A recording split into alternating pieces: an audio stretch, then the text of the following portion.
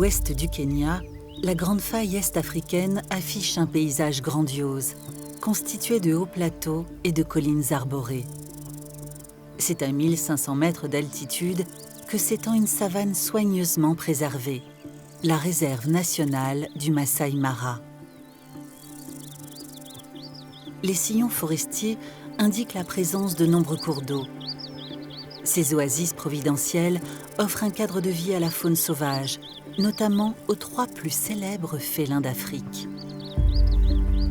Majestueux et dominateurs, les lions y vivent en petites tribus familiales. Au contraire, le guépard est un animal solitaire, toujours à l'affût, au milieu des vastes étendues herbeuses. Enfin, le léopard hante les massifs forestiers de sa mystérieuse présence. Avec des mœurs aussi diverses, ces 3 fauves vont vivre une journée bien différente.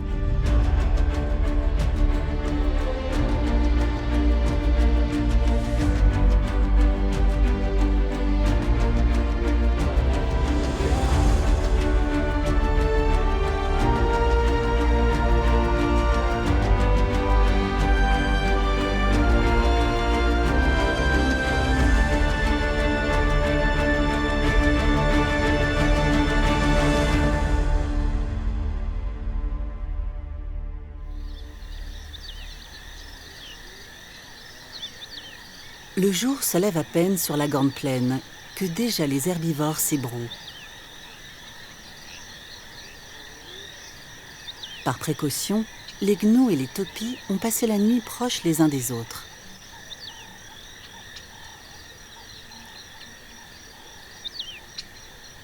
Ce couple de grues royales s'élance de son habituel perchoir nocturne, où il reviendra au coucher du soleil. Ce matin, tous les animaux ont hâte de se dégourdir les jambes et de partir en quête de nourriture. Voici Kisaru, une guéparde nommée ainsi par les gardes Maasai protégeant la réserve. Il y a 3 mois, elle a mis au monde 6 petits. C'est un nombre assez important pour une guéparde. Heureusement, Kisaru est une mère courageuse, résolue à les élever jusqu'à leur maturité. La tâche est si difficile que la plupart du temps, moins de la moitié d'une portée de guépardos survit jusqu'à l'âge adulte. Ils sont souvent tués par d'autres prédateurs. C'est pourquoi Kisaru surveille ses petits en permanence tout en les laissant s'épanouir à leur guise. Car il faut bien que jeunesse se fasse.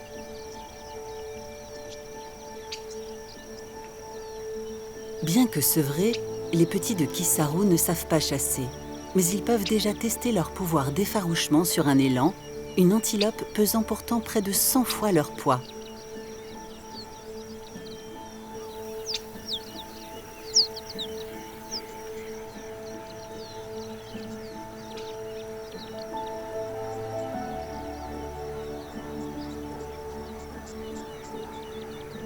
Jouer ensemble est le meilleur moyen de s'entraîner au combat et de se muscler. Lorsqu'ils ne font pas la sieste, les guépardos sont toujours en mouvement.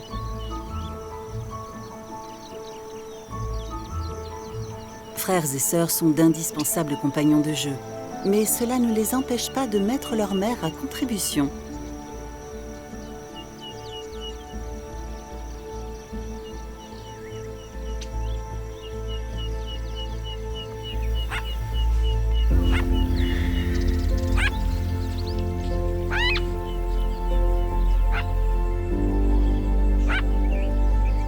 Malheureusement, un couple de chacals à Chabrac signale à la petite famille qu'elle n'est pas la bienvenue sur ce territoire. Les guépardos comprennent très vite le message et Kisaru n'a pas l'intention de risquer un affrontement. Elle doit se préserver de toute morsure pour rester capable de chasser et d'atteindre sa vitesse de pointe à la course.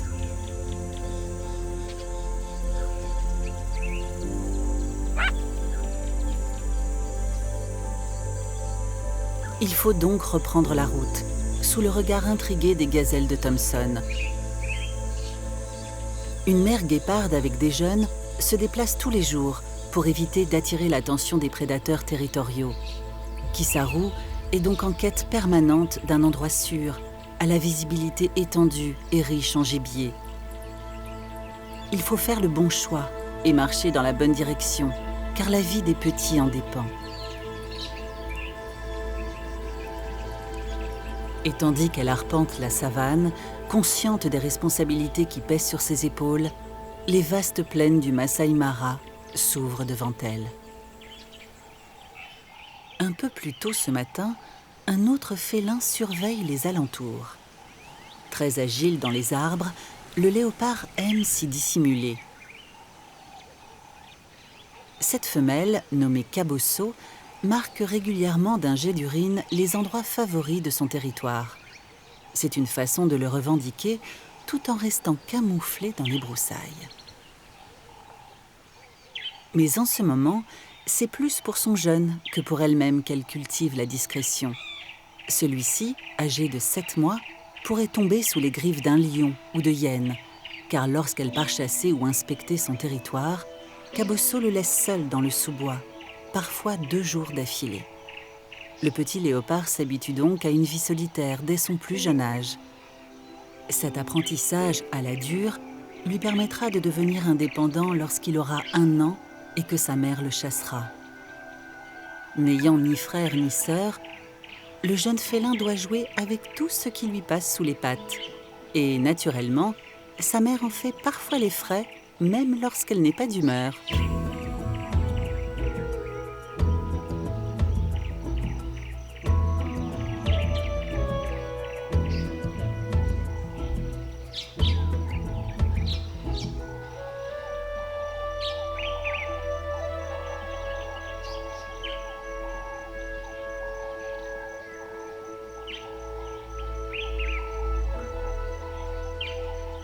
Pour Cabosso, il est temps de chasser. Elle profite de l'heure matinale et des ombres allongées pour se fondre dans le décor et surprendre sa proie.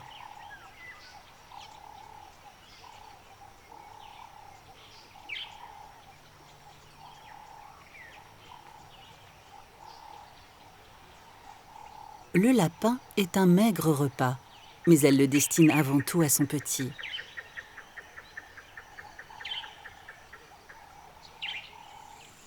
Comme il ne vaut mieux pas attirer la convoitise des charognards en restant à découvert, elle l'entraîne dans les fourrés. Ici, il peut manger tranquillement. À son âge, il lui faut 1 kilo de viande par jour. Mais comme il ne sait pas quand sera servi le prochain repas, il avale tout ce qu'il peut jusqu'à ce que l'envie d'un câlin soit plus forte.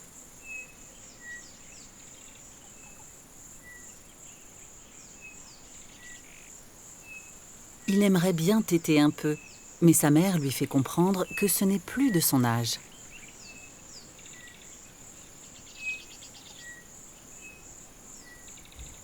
Et Cabosso aussi a besoin de se nourrir, avec ce qu'il reste du lapin.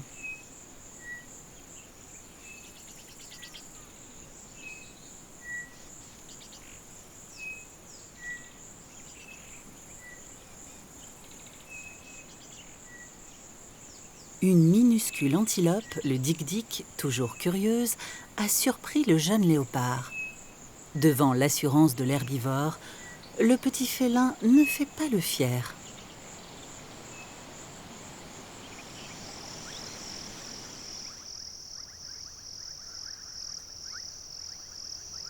Les lions, quant à eux, préfèrent plutôt les milieux ouverts. C'est donc en plein cœur de la prairie que s'est établie cette famille. Ces félins règnent ici en maîtres, forts de leur constitution physique, mais aussi de la solidarité qui unit les membres du clan. Les lionnes vivent entre sœurs, entourées de leur progéniture et protégées par 2 ou 3 mâles, dont Doa, le dominant. Ayant chassé à la faveur de la nuit, le clan termine son repas. Les lionceaux profitent des heures les plus douces de la journée pour se défouler.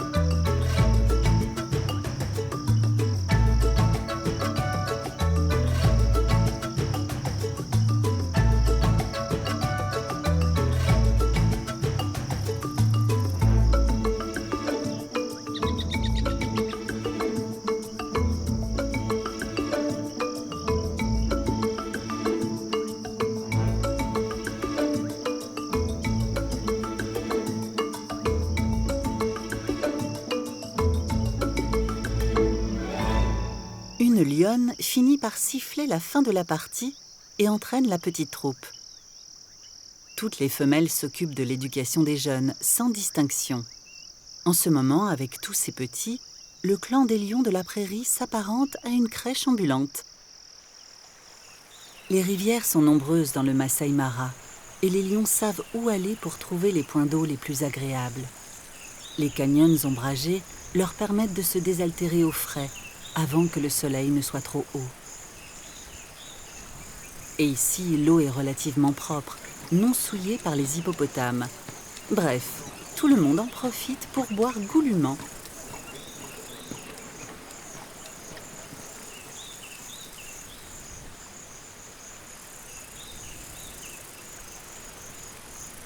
Mais bien vite, le goût du jeu reprend le dessus.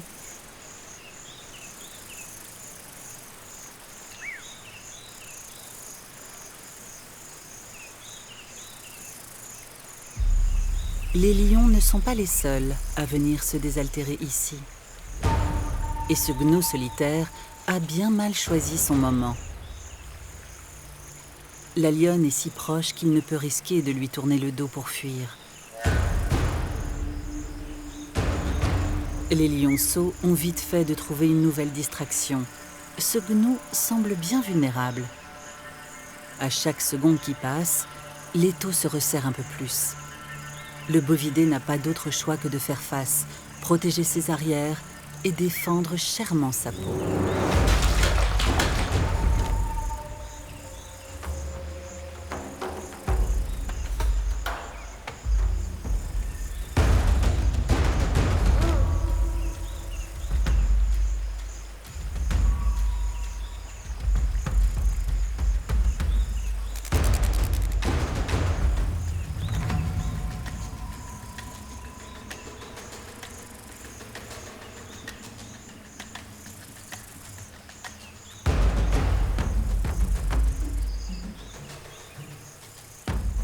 Le gnou se retrouve coincé.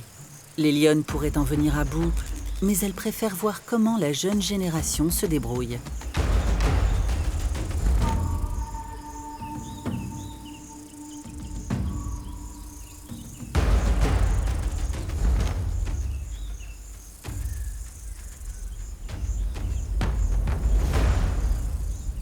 Mais ce gnou est coriace et les lions ont déjà mangé.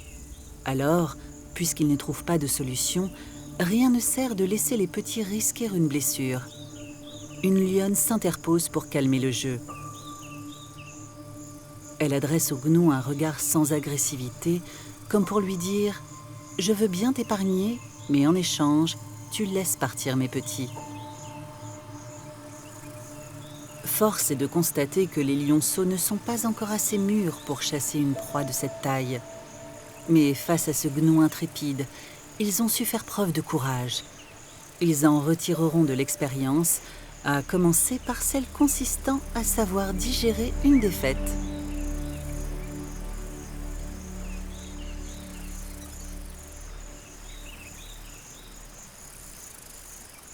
Il faut maintenant quitter le canyon. Mais pour des lionceaux fatigués et avec l'estomac bien rempli, la tâche s'avère plus difficile que prévu.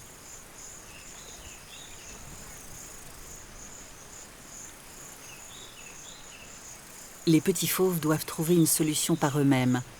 Dans la nature, l'école de la vie ne s'arrête jamais.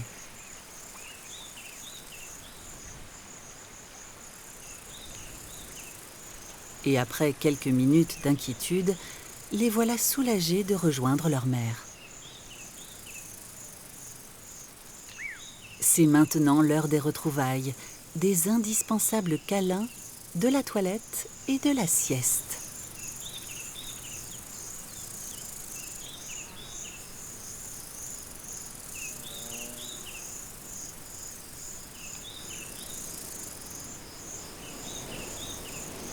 Le vent se lève. Un air chaud vient dessécher la végétation.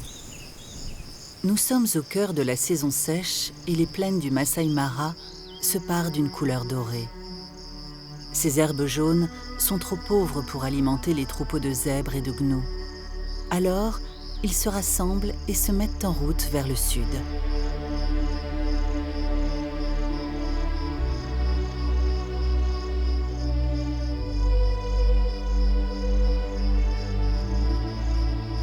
car leur instinct leur dit que là-bas, en Tanzanie, les pluies ont commencé à tomber et que de verts pâturages les attendent.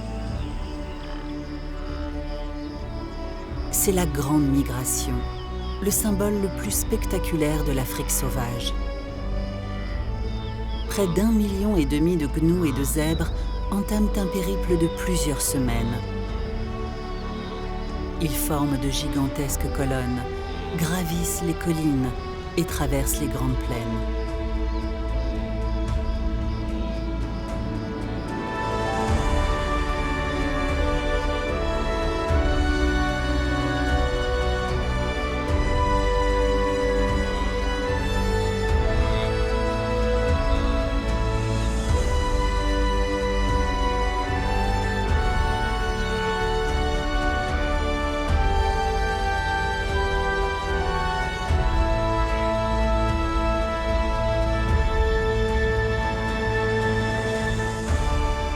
C'est un voyage périlleux, au cours duquel près de 10% des gnous perdront la vie, car le parcours sur 400 km est semé d'obstacles incontournables.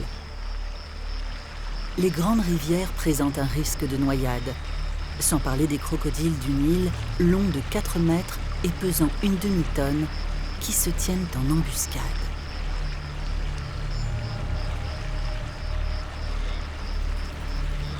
Face à l'épreuve, les gnous hésitent. Ils s'agglutinent sur les berges, ce qui attire immanquablement les prédateurs.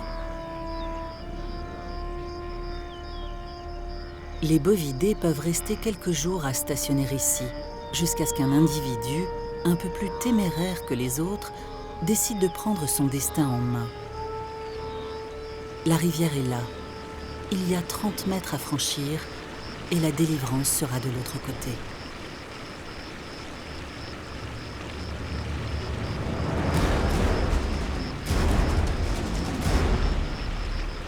Heureusement, le reste du troupeau décide de le suivre. Alors, les gnous se jettent à l'eau, partageant ainsi les risques face aux crocodiles.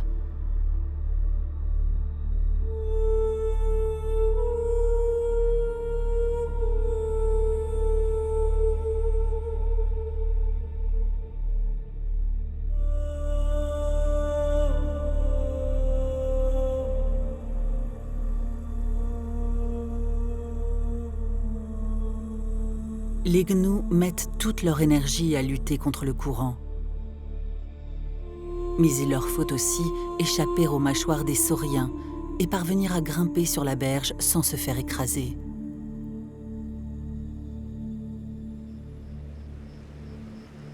Mais pour certains parmi les plus jeunes, la noyade est inévitable. Les crocodiles ont vite fait de se repaître.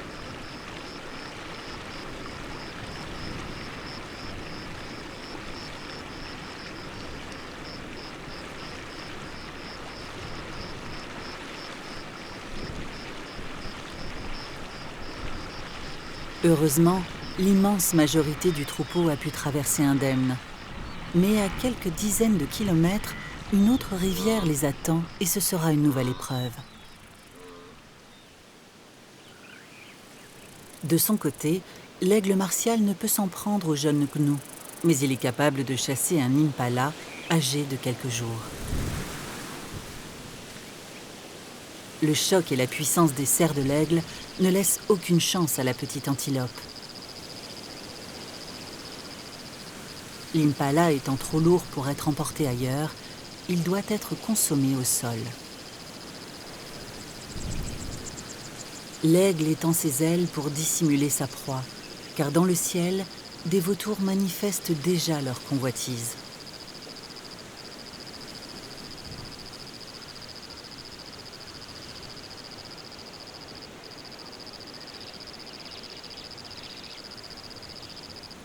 Il doit donc mettre les bouchées doubles pour avaler son repas avant que la pression des vautours ne soit trop forte.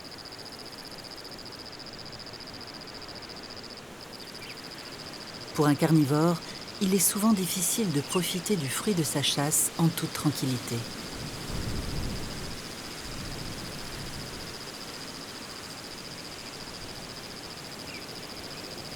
Heureusement, les vautours ont repéré une charogne un peu plus loin. C'est une carcasse de gnou déjà consommée par des prédateurs. En véritables équarrisseurs de la savane, les vautours et le marabout d'Afrique n'hésitent pas à se disputer les maigres restes.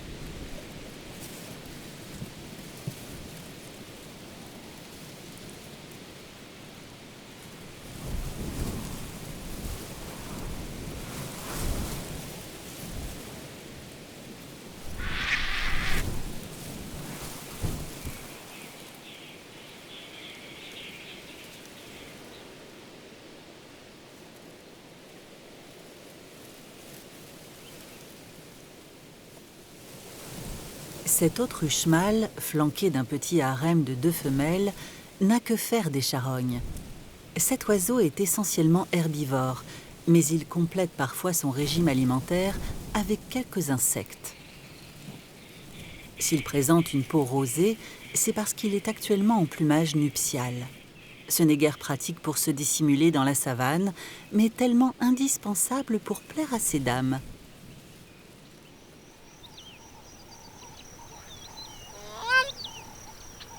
Les grues royales, elles, vivent en couple et restent souvent unies à vie. Elles s'alimentent de tout ce qui leur passe sous le bec, graines ou petites bêtes.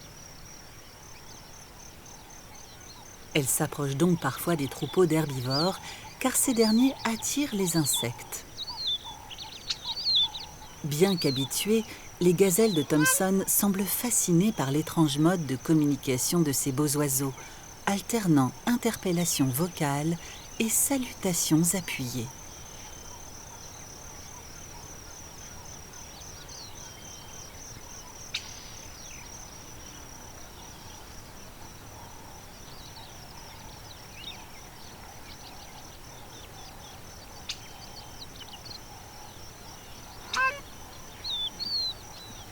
Tant qu'elles ne perçoivent pas d'alerte dans le comportement des grues, les gazelles peuvent se remettre à brouter tranquillement.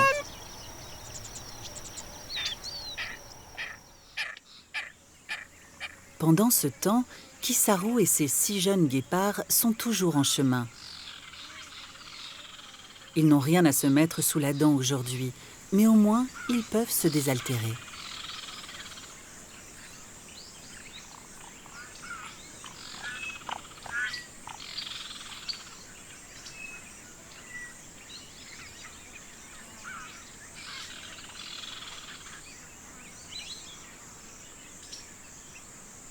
La mère guéparde est plus longue à boire.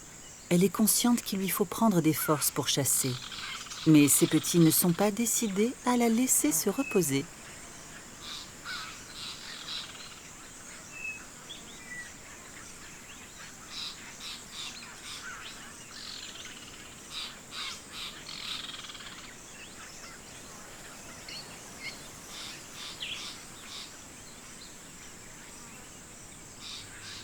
Elle leur apprend à déchiffrer les odeurs que les guépards de passage laissent au pied des arbres. Les petits l'imitent avec curiosité.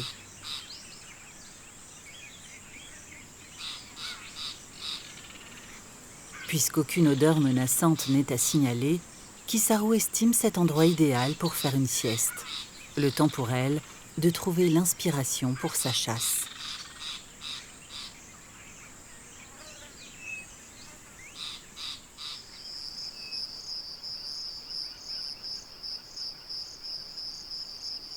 Dans la chaleur de la mi-journée, les lions aussi préfèrent se reposer.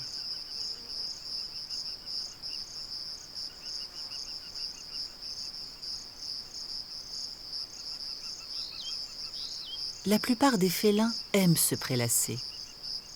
Les lions passent plus de la moitié de la journée à somnoler. Rien ne semble pouvoir les perturber.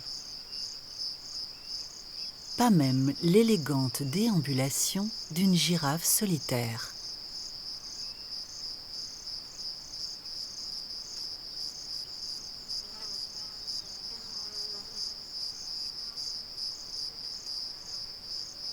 Ce lionceau aimerait bien jouer sans avoir à renoncer à sa confortable position de sieste.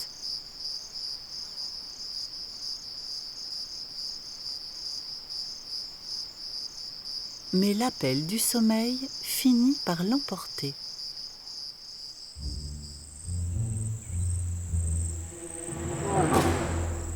Non loin de là, un couple s'est isolé.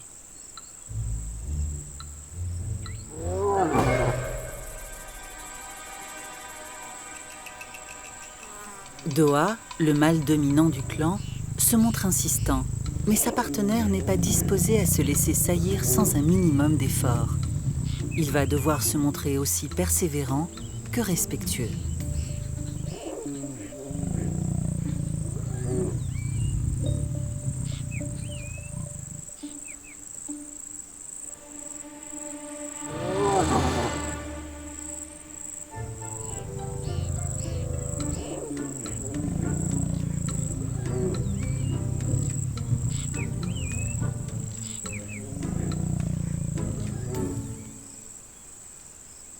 Mais comme la lionne n'est pas d'humeur pour le moment, il se résout à prendre son mal en patience, quitte à y consacrer l'après-midi.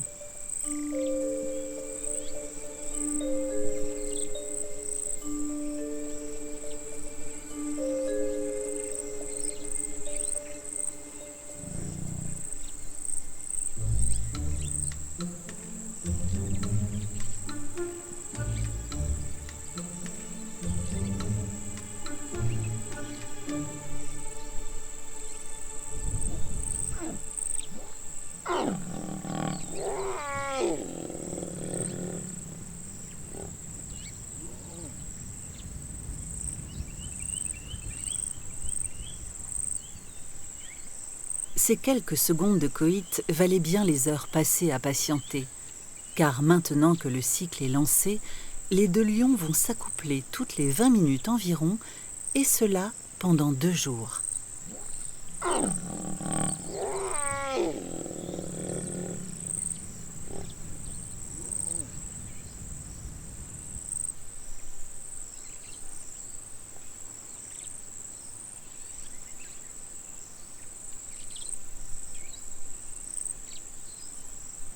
Ainsi, malgré les rayons ardents du soleil et la fatigue, le couple reste ici, ensemble.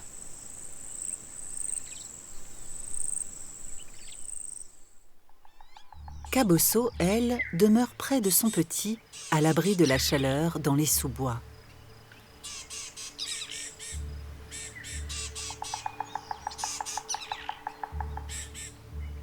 La léoparde semble fatiguée, mais également nerveuse.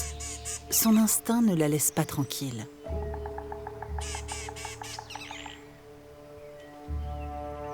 Elle décide donc d'entamer seule une tournée d'inspection à l'orée du bois. Il y a quelque chose dans l'air qui la fait se mettre sur ses gardes.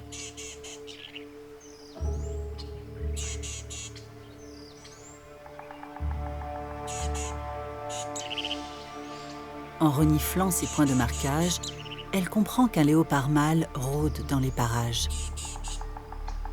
Il pourrait la rechercher pour s'accoupler, et il tuerait son petit pour provoquer chez elle un nouvel œstrus. Fuir ne servirait à rien, car le léopard mâle suivrait leurs traces de toute façon. Cabosso décide de monter la garde. Si le mâle vient par ici, elle le repérera avant que lui-même ne la débusque. Lorsque le soleil est au plus haut, peu d'animaux demeurent actifs. Seuls les éléphants animent encore les plaines du Masai Mara par leur présence majestueuse.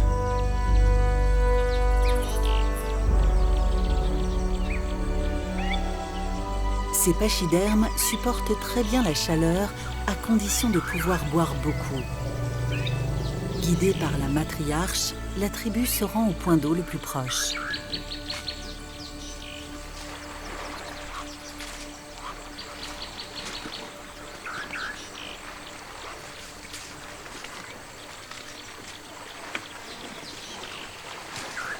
La boue projetée sur le dos permet de se rafraîchir et de protéger la peau du soleil.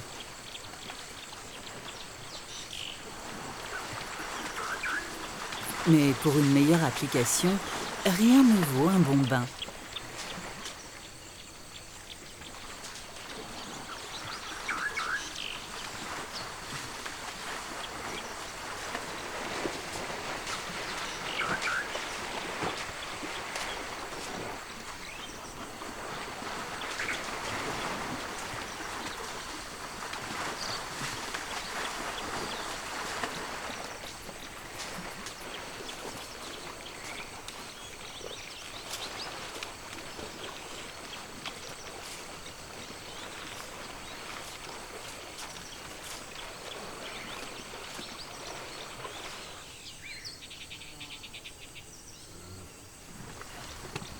Il n'y a pas que les plus jeunes qui prennent plaisir à barboter.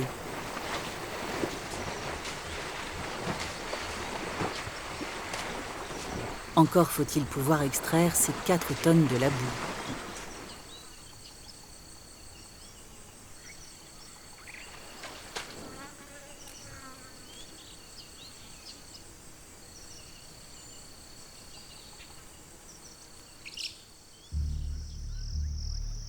La journée a bien avancé et Cabosso n'a pas détecté la présence d'un léopard mâle. Mais alors qu'elle se détend en faisant sa toilette, un mouvement dans les buissons attire son attention. Le mâle arrive par ici. Il risque de pénétrer dans le sous-bois et de s'en prendre au petit de Cabosso. N'écoutant que son instinct maternel, la léoparde décide de prendre les devants. Elle sait ce que souhaite le mâle et elle va le lui donner afin de le maintenir à distance de son jeune.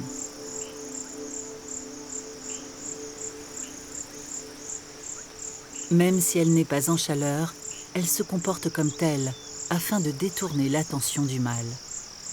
Lascive et provocante, elle lui signifie sa disponibilité. Tous les moyens sont bons pour l'empêcher d'entrer dans la forêt.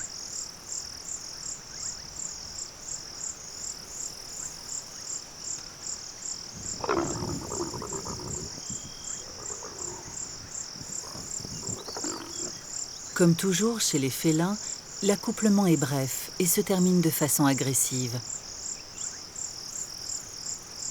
Mais si le mâle s'éloigne pour se reposer, Cabosso n'en a pas fini avec lui pour autant.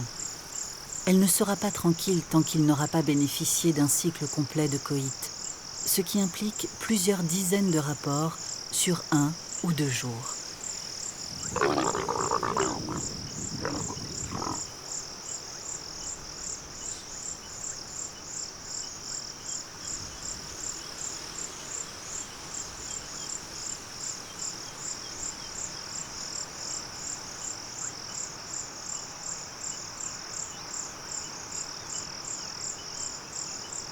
Heureusement, ce mâle n'est plus tout jeune et se fatigue vite. Il n'est pas question de le laisser se reposer trop longtemps. Cabosso sait qu'elle et son petit ne seront pas en sécurité tant qu'il n'aura pas quitté les lieux. Et pour cela, il faut que le mâle soit totalement rassasié. Elle continue donc à le harceler sans vergogne.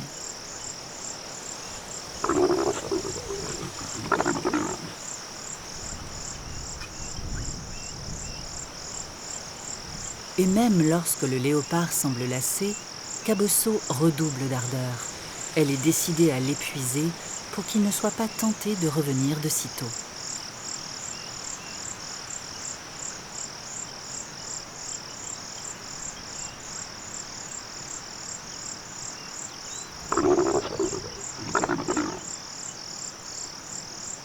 Les félins mâles mordent souvent la nuque des femelles pour les maintenir calmes.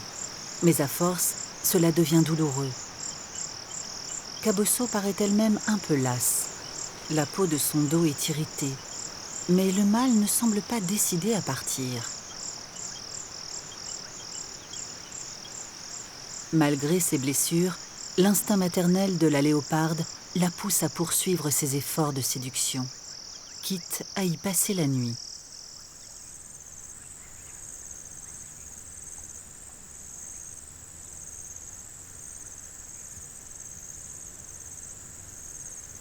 Les jeunes guépards ont passé une après-midi plus tranquille. Mais Kisarou sait qu'elle va devoir chasser, car ses jeunes ont faim. Il faut donc retourner dans la prairie.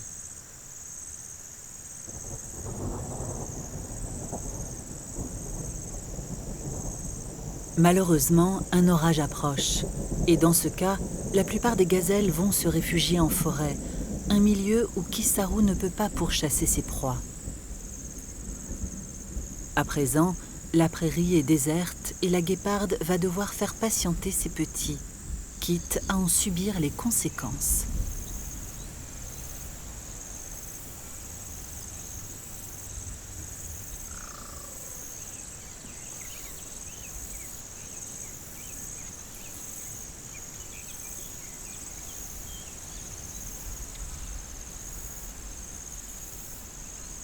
Kisaru a beau humer l'atmosphère, le vent ne porte que l'odeur de la pluie qui approche.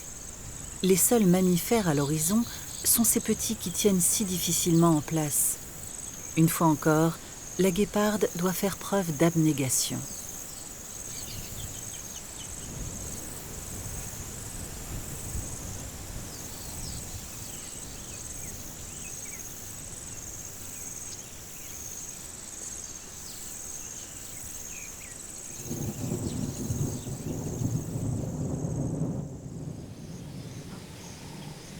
La troupe des éléphants aussi s'est approchée de la forêt, non pas pour échapper à la pluie qui a l'avantage d'hydrater leur peau, mais pour se régaler des arbustes. L'éléphant ayant besoin de 150 à 200 kilos de nourriture quotidienne, il consacre toute sa journée à la cueillette, qu'il vente ou qu'il pleuve.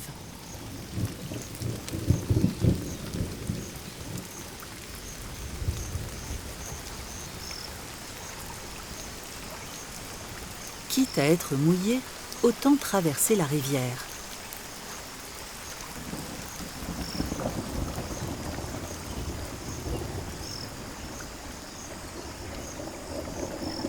Cet éléphanteau de 1 an ne s'éloigne pas de sa mère.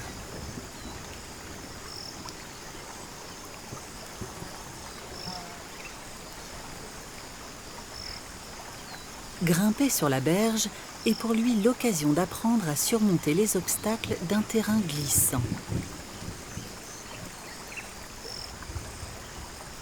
Et de prouver qu'il peut se passer de l'aide des grands.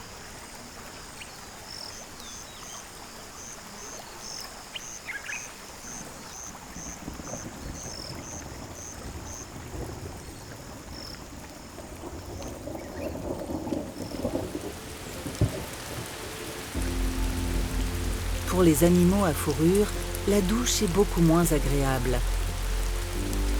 Mais les guépards n'aimant pas aller en sous-bois, Kisaru et ses petits n'ont d'autre choix que de supporter le déluge.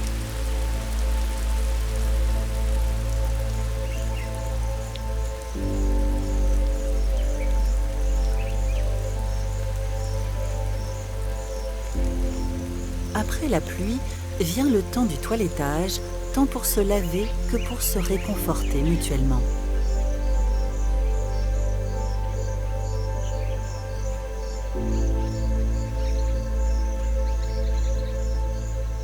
Mais le réconfort s'accommode mal d'estomac vide. Kisaru doit donc laisser ses petits seuls pour aller chasser, maintenant que les herbivores retournent brouter dans la prairie.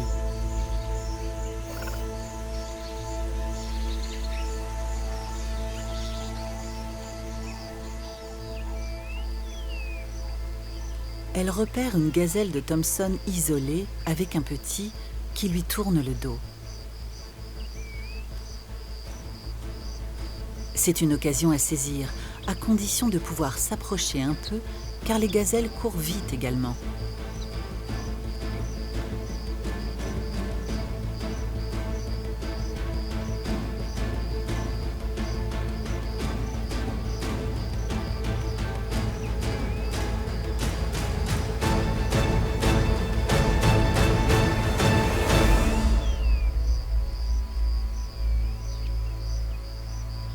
La jeune gazelle a aperçu le félin trop tard. À plus de 80 km/h, le choc l'a tué sur le coup.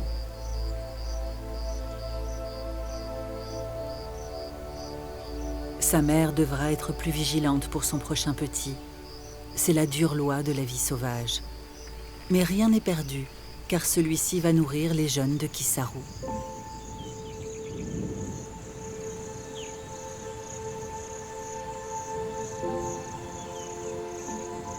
C'est en lisière de forêt que Kisaru a apporté la jeune gazelle à ses petits. Pour les 7 félins, ce repas n'est pas très copieux, même si les guépards sont moins voraces que les léopards. Quoi qu'il en soit, Kisaru devra partir en chasse dès le lendemain. Mais pour l'instant, la guéparde semble avoir d'autres soucis et demeure aux aguets.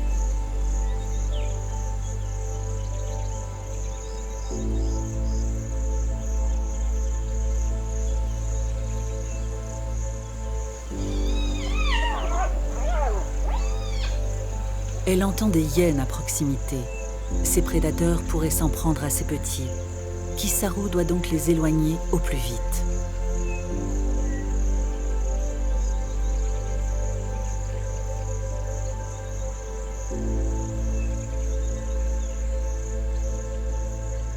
La famille reprend son chemin dans l'immense prairie. Élever, nourrir et protéger seuls 6 petits tellement vulnérables demande beaucoup de courage. Mais Kisaru n'en manque pas. Et tandis que l'orage gronde, elle les entraîne vers un horizon qu'elle espère radieux.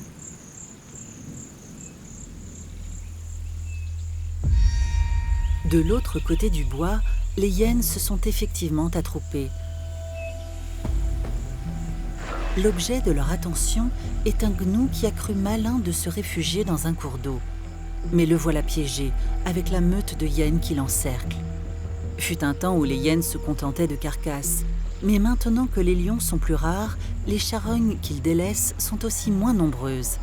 Les hyènes s'attaquent de plus en plus souvent à des proies vivantes, pour le malheur de ce gnou. Il espère leur échapper en restant dans l'eau, mais les hyènes passent à l'attaque.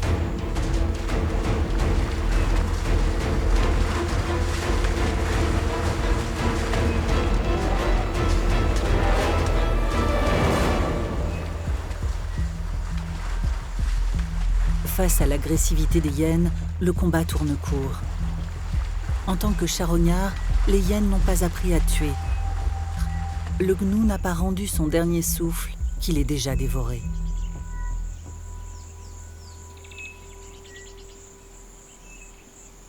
Non loin de là, le léopard mâle qui a délaissé Cabosso pour se reposer un peu a entendu la scène.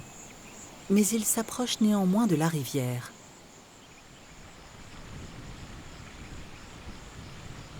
L'odeur du sang flotte dans l'air au fond du canyon. Peut-être trouvera-t-il des restes à se mettre sous la dent?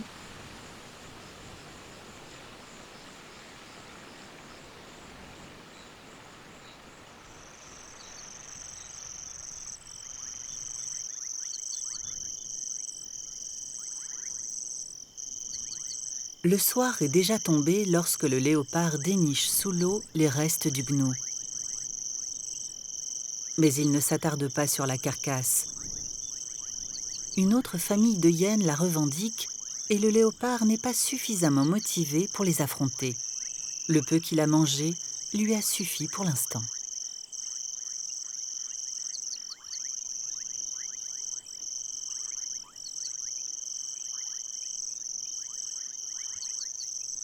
Même s'il est toujours intéressant de profiter d'une charogne, il préfère la chair fraîche.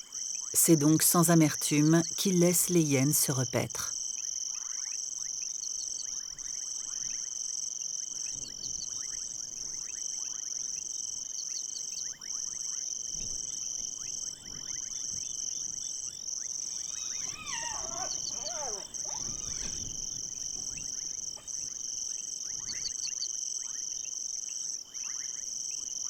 De son côté, Cabosso attend que le mâle ait vraiment quitté son territoire pour retourner auprès de son petit, toujours caché dans les bois. Mais la faim se fait sentir. Elle jetterait bien son dévolu sur l'une de ses ouètes d'Égypte.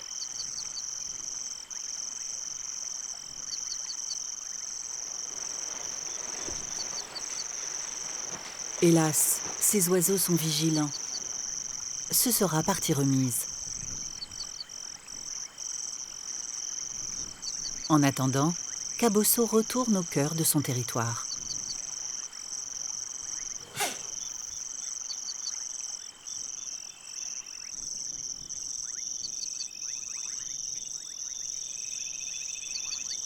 Ce jeune aigle martial a eu plus de chance en profitant de l'obscurité pour fondre sur un lapin.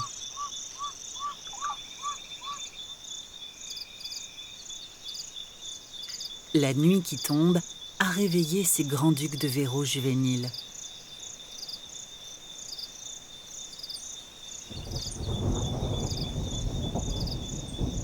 Les orages qui menaçaient depuis la fin de l'après-midi tonnent de tous côtés.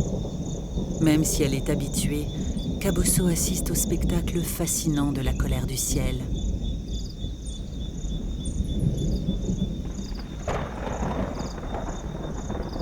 La pluie ne tombe pas, mais la léoparde se repose néanmoins à l'abri.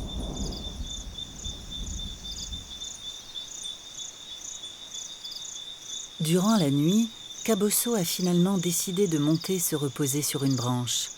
Cela constitue un excellent point d'observation pour admirer le lever du soleil et l'éveil des animaux.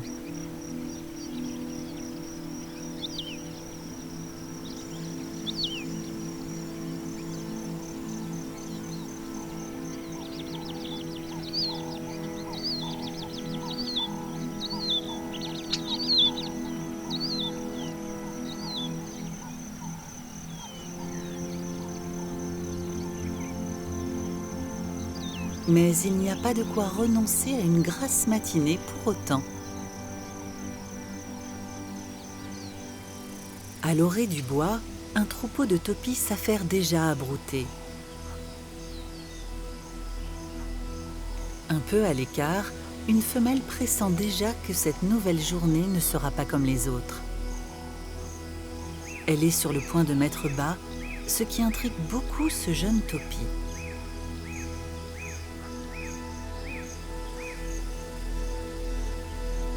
Et l'effraie un peu aussi.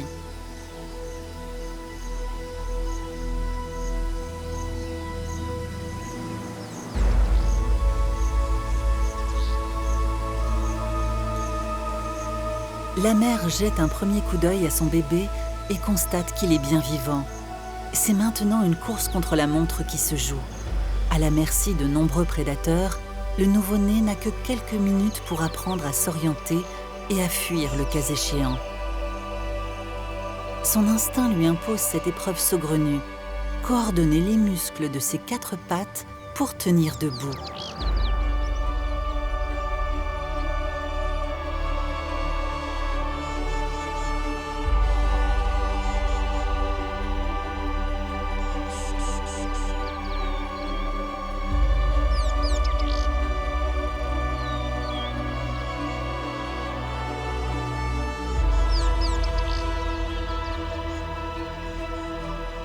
Après l'avoir nettoyé, sa mère l'encourage à avancer.